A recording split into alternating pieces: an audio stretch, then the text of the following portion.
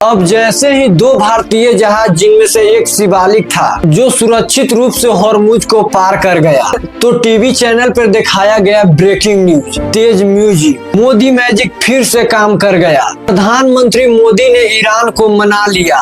BJP की बड़ी कूटनीतिक जीत। सोशल मीडिया पर भी नैरेटिव फैलाया गया। एक सवाल, सिर्फ एक सवाल, जब ईरान ने स्ट्रेट ऑफ हॉर्मुज से इंडियन जहाज को गुजरने दिया तो क्रेडिट किसने लिया? मोदी जी ने, बीजेपी ने, गोदी मीडिया ने? दोस्तों, आज हम वो चीज बताएंगे जो आपको कोई प्राइम टाइम श्योर नहीं बताएगा, जो कोई न्यूज एंकर नहीं बोलेगा। आज हम देखेंगे एक एक फैक्ट्स की असली क्रेडिट किसका है। तो बैठे रहिए, ये वीडियो आपको सोच बदल सकता है। वीडियो में आगे बढ़ने से पहले चैनल को सब्सक्राइब कर लीजिए। थोड़ा सा सबसे पहले बैकग्राउंड समझ लेते हैं। जब 28 फरवरी को अमेरिका और इजराइल ने ईरान पर एक बड़ा सैन्य हमला किया था तो इस हमले में ईरान के सुप्रीम लीडर अयतुल्ला अली खामनेई की मौत हो गई। इसके जवाब में ईरान ने स्ट्रेट ऑफ हॉर्मुज को लगभग बंद कर दिया। अब ये स्ट्रेट ऑफ हॉर्मुज है क्या? ये एक छोटा सा समुद्री रास्ता है ईरान और ओमान के बीच, लेकिन दुनिया के 20% तेल की सप्लाई इसी रास्ते से गुजरती है। जैसे ही ये रास्ते बंद हुआ तो तेल की कीमतें दुनिया भर में बढ़ गई।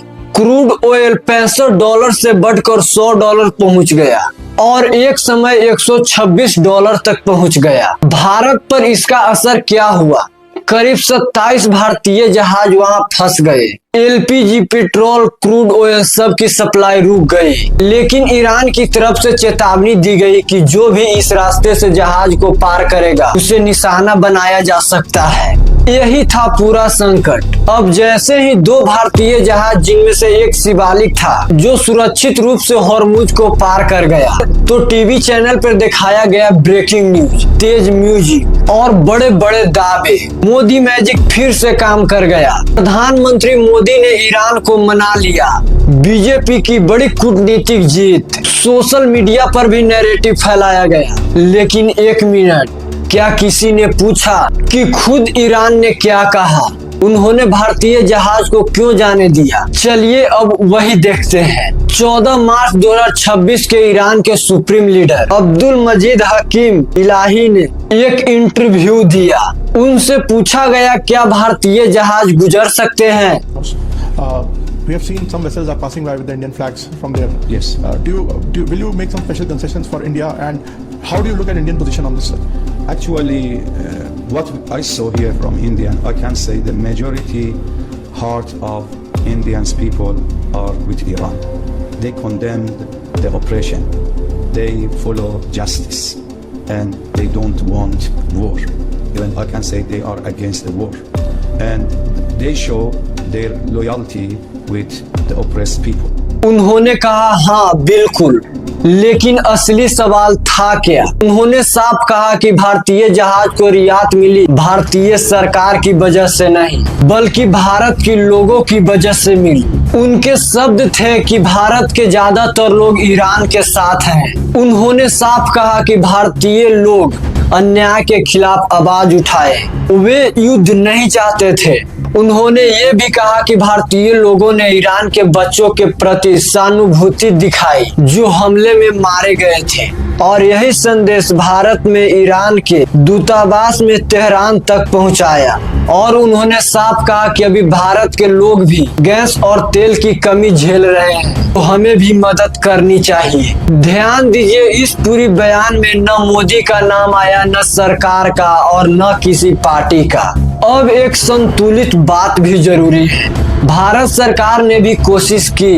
विदेश मंत्री एस जयशंकर ने ईरान से कई बार बात की तो डिप्लोमेसी का रोल था, लेकिन ईरान ने यह भी कहा कि कई देशों के जहाजों को अनुमति दी गई है, जैसे पाकिस्तान, तुर्की, अन्य देश इसमें शामिल है। यानी ये कोई खास मोदी मैजिक नहीं था, असल में ये एक कॉम्बिनेशन था डिप्लोमेसी और पब्लिक गुडविल का। और यही हमें एक बड़ी बात सिखाती है, जब दुनिया में कहीं भी अन्याय होता है तो भारत के लोग चुप नहीं रहते, हम आवाज उठाते हैं, ये कोई राजनीति नहीं है, ये इंसानियत है और यही इंसानियत कभी कभी देश की ताकत बन सकती है। इसे कहते हैं सॉफ्ट पावर, जो न प्रेस कॉन्फ्रेंस से बनती है न प्रचार से, ये बनता है लोगों की दिल से। जो आज की बात यह बिल्कुल साफ है, भारतीय जहाज का गुजरना अच्छी खबर है। वजह सरकार नहीं बल्कि लोगों की भावना थी। मोदी मैजिक वाला दावा अधूरा नैरेटिव है। असली ताकत भारत के जागरूक नागरिक है।